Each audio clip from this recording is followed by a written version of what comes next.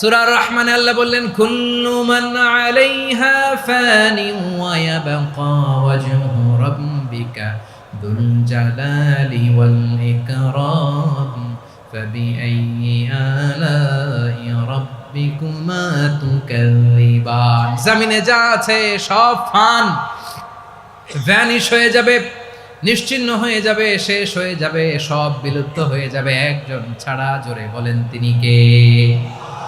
ইয়া হাইয়ু। আমার সাথে আওয়াজ করে পড়েন ইয়া হাইয়ু, ইয়া কাইয়ুম, ইয়া হাইয়ু, ইয়া কাইয়ুম বিরহমাতিকা আস্তাগীথ আসলিহ লি শা'নি কুল্লা ওয়ালা তাকিলনি ইলা নাফসি তরফাতা আইন।